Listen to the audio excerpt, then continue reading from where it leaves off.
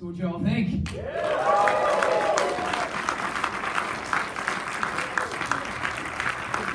How incredible is that film? You know what makes it super fucking incredible? Mr. Christopher Lloyd!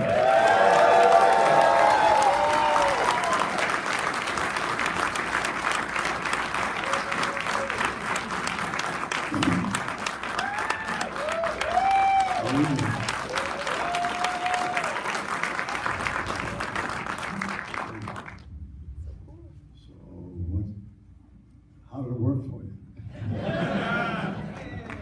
Awesome. What an incredible project. Again, we saw this for the first time in South by Southwest, and we walked out with a group of friends, and for a good 30, 45 minutes, we just lost our minds.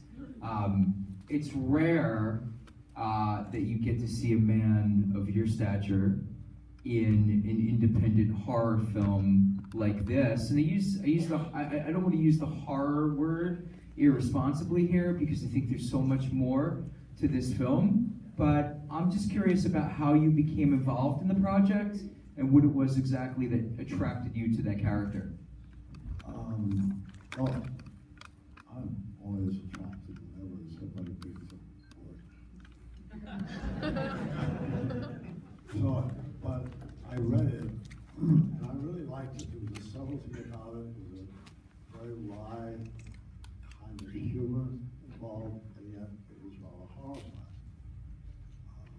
And the dilemma of my character was how to justify what he does, why he does it, in lieu of the fact that there is that moment at the conclusion where you see what he really is, in a sense.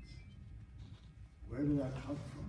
You know? And the whole involvement that he is a person, ostensibly a person, who needs to kill other people and take their organs to replace the organs he has that are becoming non-functional. Because that's the way he stays alive. As you saw a bit, you know, his lungs were giving out, so he went out and stabbed that guy on the ice and took his lungs, replaced his lungs. So that's how he survives, and he wants to, and he's driven to survive because he is just so in love with his wife. It being the first time in how many, it's not wrong to say he may have existed in some form for thousands of years. You know, he may have materialized from microbes that crashed into the planet from our planet from another planet, and brought alien,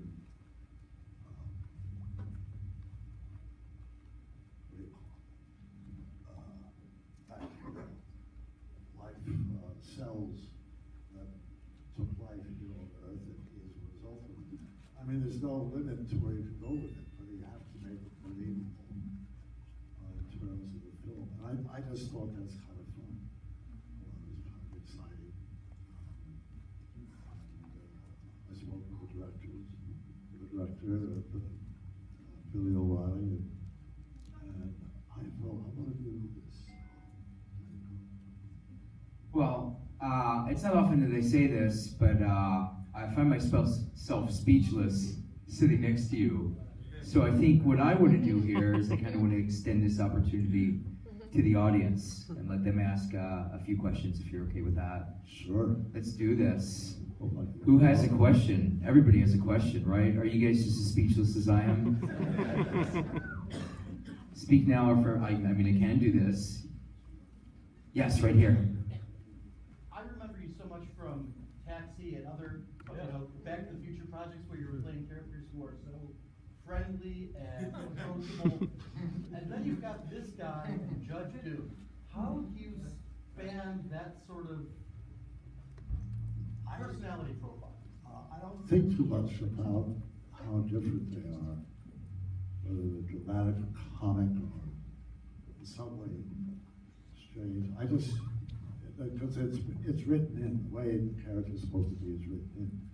And I just feel, whatever genre it is, I have to create that role that I've been assigned to play and make it as believable to the audience as possible, no matter how outrageous, whether it's a cartoon figure, some way so that, because if the audience doesn't relate to the character, they don't really get involved. The characters have to be so real that the audience is sort of sucked into it. I felt that's what I try to do, whatever the role is. That's kind of my modus operandi. How do I make this person believable? And whether the audience gets emotionally involved, or whether the character. I think you definitely get emotionally involved in the character in this film, and that's kind of, for me, what is so special about this. It's supernatural horror crime thriller. It's also a coming-of-age drama with just incredible performances that you kind of really feel for everyone. And it's, you know, we were having the conversation back in the room about where the state of horror films currently are present. And I think it's just absolutely so important that somebody like you would do a film like this in the independent horror space. And it takes time, but it will find its legs. And again, I think this is a film that could be and should be released in 2,000-3,000 theaters. I think it far exceeds the space that it's in currently. And I think it's just so important that you were a part of that and that this film came together the way that it did. And so I applaud you for that. And it's amazing. It really is. It's incredible to see people like you in this space working with these filmmakers outside of the Hollywood system, right? Like, this was an independent film through and through. Yeah, that's very true. I don't know, working in independent films, I feel there's more license and more freedom to be kind of experimental, to go out on a limb, try something to fall in your face, because there's not as much money at stake. When you do a high, big budget film, I mean, you know, you feel you don't have freedom to just work things out. And the people who work in independent films, the director, like Billy O'Brien, they like working in that way as well.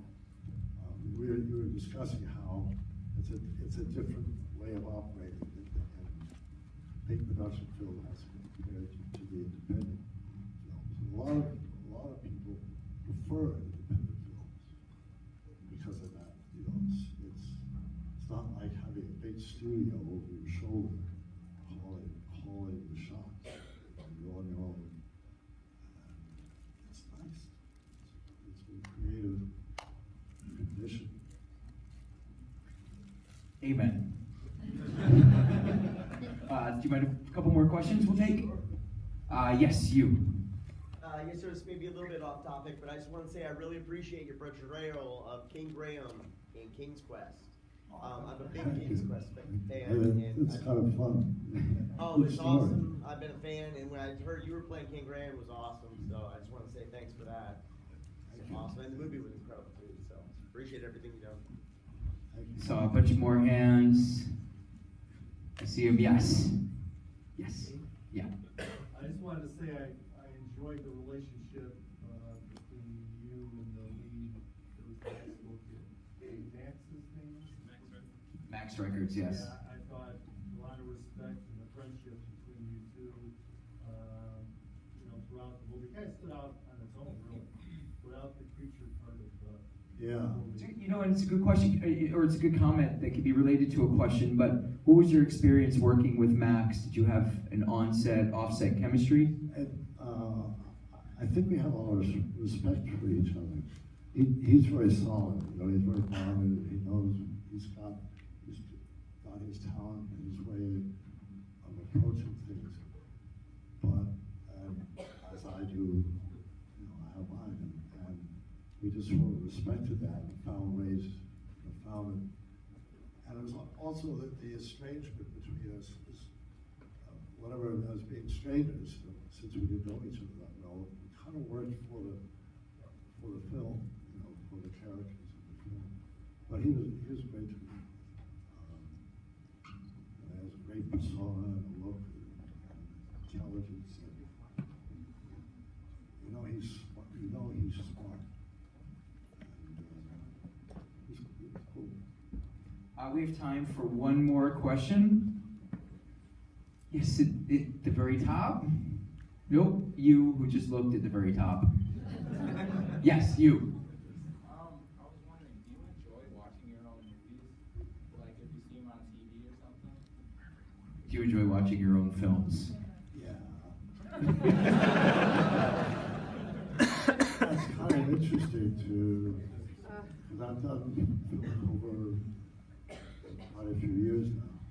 And to see something I made 10 years ago or 20 years ago, it's just interesting to see, get a perspective on that. I'm no longer worried whether it works or not. But I enjoy it.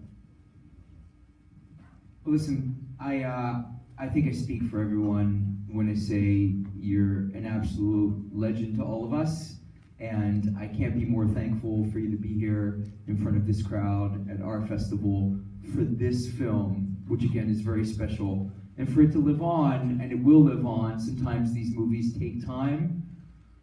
Let your friends know, go on Twitter, go on Facebook, Instagram, go buy a ticket if you can, watch it on VOD. I believe it gets released on September 2nd through IFC Midnight.